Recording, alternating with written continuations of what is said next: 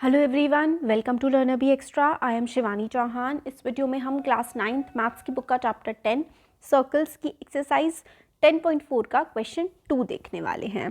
तो क्वेश्चन 1 हम लोग इससे पहले देख चुके हैं और इससे पहले के एक्सरसाइजेस भी कवर्ड हैं। उन सब का लिंक आप लोगों को डिस्क्रिप्शन में और कमेंट बॉक्स में पिन हुआ मिल जाएगा। क्वेश्चन नंबर 2 समझते हैं पहले। If two equal chords of a circle intersect within the circle. तो देखो एक सर्कल है, उसकी इक्वल दो कॉर्ड्स हैं जो कि इक्वल है, यानी कि ऐसे करके एक कॉर्ड जा रही है, ऐसे करके एक कॉर्ड जा रही है और वो इक्वल है और सर्कल के अंदर ही एक दूसरे को काट रही हैं। ठीक है, proof that the segments of one chord equal to the corresponding segment of the other chord. ठीक है, तो segment of one chord is equal to the corresponding segment of other chord, ये हम लोगों को प्रूफ करना है। तो इस तरीके से एक सर्कल है, इस सर्कल की ये देखो ये वाली कॉर्ड है, एक कॉर्ड हम लोगों ने मान ली है कि भाई MN है, दूसरी कॉर्ड हमने मान ली है कि AB है। हमें गिवन है ये वाली चीज़ कि MN is equals to AB है। हम लोगों को ये वाली चीज़ गिवन है कि MN is equals to AB। ठीक है, अब हमने कंस्ट्रक्शन किया है कि इस O जो कि इस सर्कल का सेंटर है, सेंटर से ऐसे करके एक परपेंडिकुलर हम लोगों ने डाला है MN पर और सेंटर O से ही हमने परपेंडिकुलर डाला है OC किस पर? AB पर। तो AB वाली जो कॉर्ड है, ठीक है, AB कॉर्ड जो है उस पर हमने परपेंडिकुलर डाला है OC और MN कॉर्ड पर हम लोगों ने परपेंडिकुलर डाला है ON। और ये वाली दो लाइनें जो है ना, ये वाली जो दो कॉर्ड हैं MN और AB, ये एक दूसरे को कट कर रही हैं P पर और फिर हम लोगों ने इसको भी जोड़ दिया है। हम लोगों को प्रूफ क्या करना है? प्रूफ हमें ये करना है कि proof that the segment of one chord are equal to the corresponding segment of the other chord. यानी कि हम लोगों को ये वाला प्रूफ करना है कि जो MD है ये MB के इक्वल है। अब देखो, let MN and AB are two chords. तो यहाँ पे हम लोगों ने अब सोल्यूशन हम लोग देखते हैं कि MN और AB दो कॉर्ड हैं, MN और AB दो कॉर्ड हैं of a circle with centre O। AB and MN intersected P। तो AB, ठीक है, AB और MN ये दोनों P पर इंटरसेक्ट कर रही हैं। इंटरसेक्टेड P एंड MN जो है वो इक्वल है AB के। टू प्रूव, अब हमें प्रूफ क्या करना है? प्रूफ करना है हमें कि MP यानी कि MP, ये MP इक्वल है किसके? PB के। ठीक है, MP ये PB के इक्वल है और क्या है कि और जो PN इक्वल है AP के, मतलब ये इसके इक्वल है और ये वाला इसके इक्वल है। ये हमें प्रूफ करना है। कंस्ट्रक्शन हम लोगों ने किया है OD हम लोगों ने परपेंडिकुलर डाला है जो कि MN पर है और OC परपेंडिकुलर डाला है हमने AB पर और हमने OP को भी ज्वाइन कर दिया है। तो ये हम लोगों ने फिगर बना लिया। अब इसका प्रूफ देख लेते हैं। प्रूफ में हमें दिख रहा है कि DM is equals to DN is equals to half of MN, यानी कि यहाँ पर देखो DM क्या है? ये वाला है, ये वाली लाइन, ये जो है ये DM है। ठीक है, DM और DN ये दोनों देखो इक्वल हैं, मतलब ये वाला इधर, ये और ये आपस में इक्वल है।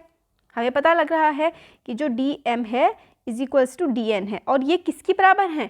हाफ ऑफ MN के। MN पूरी की पूरी एक कॉर्ड है, इसके देखो ये M है, ये D है और ये N है।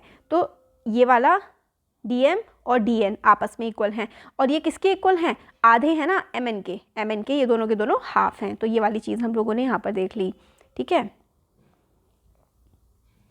तो DM is equals to DN is equals to half of MN। तो DM is equals to DN है, DM is equals to DN है और ये दोनों किसके हैं? हाफ के बराबर हैं MN के ये हाफ हैं। अब क्योंकि perpendicular from the centre on the chord bisect the chord, ये हमारी प्रॉपर्टी होती है कि परपेंडिकुलर फ्रॉम द सेंटर से जो परपेंडिकुलर डलता है वो कॉर्ड को आधे में डिवाइड कर देता है। ये प्रॉपर्टी लिखना बहुत ज़्यादा ज़रूरी है कि perpendicular from the centre on the chord bisect the chord. तो जैसे ही DM is equals to DN है, जैसे DM ये इज इक्वल्स टू DN है, इसी तरीके से AC is equals to CB है। तो AC is equals to CB half of AB है, क्योंकि AB पूरी की पूरी एक कॉर्ड है। ठीक है, AB पूरी कॉर्ड है और बीच में से C है, तो AC is equals to CB है और तो AC is equals to CB is equals to half of AB, क्योंकि ये दोनों AB की आधी है। प्रॉपर्टी वही, perpendicular from the centre on the chord bisect the chord.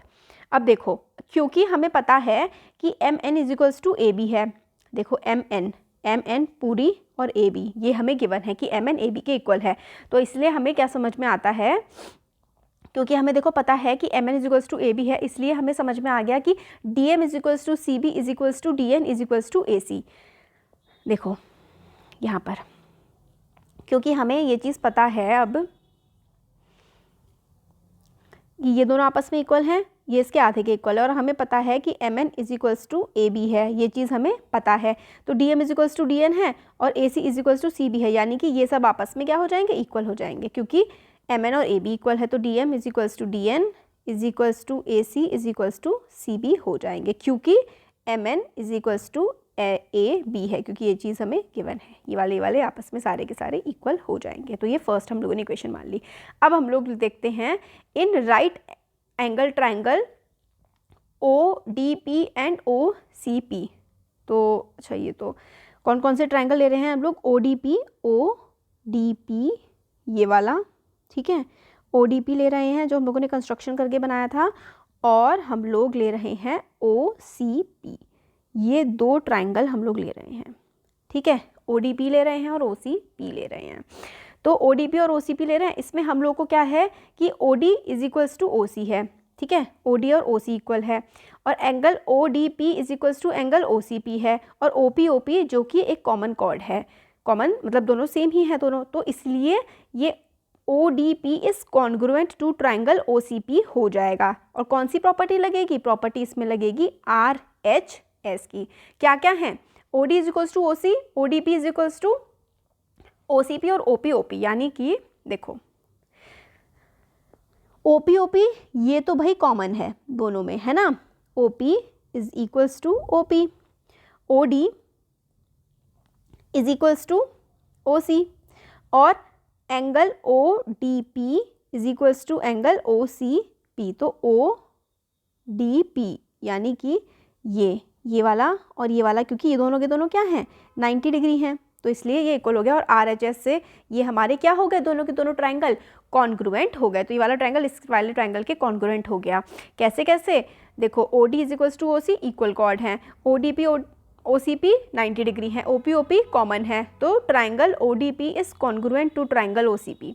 ये हो गया। अब CPCT से DP is equals to PC हो जाएंगे, तो यानी कि ये वाला इसके इक्वल था, कॉर्ड थी, ये वाली कॉमन थी, ये दोनों 90 थे, तो CPCT congruence part of congruent triangle से हमारा जो DP है वो PC के इक्वल हो जाएगा, ठीक है, तो DP is equals to PC, ये हो जाएगा CPCT से इक्वल। तो ट्राइंगल ये वाला ODP is congruent to triangle OPC RHS से कॉन्ग्रुएंट हो गए, और ये वाला देखो ये DP और PC ये दोनों आपस में इक्वल हो गए CPCT से। तो DP और CP इक्वल हो गए CPCT से। अब हम लोग क्या करेंगे, on adding DM both the sides, तो DP और PC ये आपस में इक्वल हो गए। अगर हम लोग दोनों तरफ DM को ऐड कर दें तो हम लोगों का क्या बनेगा, देखो हम ये दोनों थे DP और PC, अगर दोनों में हम लोग DM को ऐड कर दें, DP में और CP में, दोनों के दोनों में हम लोग DM ऐड कर दें, और DM किसके इक्वल है, ये जो DM है ये CB के इक्वल है। तो देखो इक्वेशन देखो, यहाँ पर हम लोगों की ये वाली आ गई थी, ये वाली इक्वेशन आ गई थी, DP is equals to PC। अब DP और PC है, इन दोनों के दोनों में हम लोग DM ऐड कर रहे हैं, ठीक है, DM दोनों में ऐड कर रहे हैं। इधर देखो यहाँ पे DP is equals to PC आ गया था, दोनों में हम लोग क्या कर रहे हैं, DM क्यों ऐड कर रहे हैं, क्योंकि हमें क्वेश्चन करना है, कई बार हमें करना पड़ता है ऐसा कि दोनों तरफ हम लोग सेम चीज़ ऐड कर देते हैं, PC प्लस DM कर देंगे, राइट। तो अब देखो कि DM जो है वो CP के इक्वल है, ठीक है, DM CB के इक्वल है, DM CB के इक्वल है, इसलिए हम लोग DM की जगह यहाँ पर CB रख देंगे, तो ये DM प्लस DP, तो DM प्लस DP क्या बन जाएगा, PM बन जाएगा, और P C plus C B क्या बन जाएगा, पी बी बन जाएगा। तो एम पी और पी बी हमारे पास आ जाएगा। अब हम लोग क्या करेंगे, बाय सब्ट्रैक्टिंग इक्वेशन 1। अब ये देखो ये वाली इक्वेशन 2 थी और ऊपर वाली इक्वेशन 1 थी। अब इनको हम लोग क्या करेंगे, इनको हम लोग कर देंगे माइनस। कैसे, देखो ज़रा, यहाँ तक आ गया था, ये हमारा यहाँ तक आ गया था ये। अब हम क्या करेंगे, on subtracting equation 2 from D N, equation 2 ये वाली, पहले हम लोगों ने क्या किया था, इसमें हमने डी एम ऐड किया था दोनों साइड्स में। अब हम लोग डी एन माइनस कर देंगे इसमें, तो डी पी में से हम लोग डी एन में से डी पी माइनस कर देंगे दोनों तरफ। तो D N minus D P is equals to, इधर पी सी था तो D N minus P C. तो डी एन क्या है, डी एन है ये वाला नीचे वाला पूरा डी एन में से हम लोग डी पी माइनस कर देंगे इतना इतना, तो हमारे पास पी एन बचेगा। और देखो डी एन में से डी पी माइनस कर देंगे, डी एन में से डी पी माइनस कर देंगे तो हमारे पास क्या बचेगा, पी एन बचेगा। तो देखो डी एन पूरे में से डी पी माइनस कर दिया तो पी एन बचा। अब क्योंकि डी एन था, डी एन ये पूरा डी एन जो था वो सी ए के इक्वल था, है ना, तो हमने सी ए या फिर ए सी रख दिया डी एन की जगह, क्योंकि D N is equals to A C था तो हमने डी एन की जगह ए सी रख दिया। ए सी में से पी सी माइनस किया, ए सी ये है, ए सी में से, इस पूरे ए सी में से हम लोगों ने पी सी माइनस किया तो हमारे पास ए पी बच गया। तो P N is equals to A P, ये आ गया।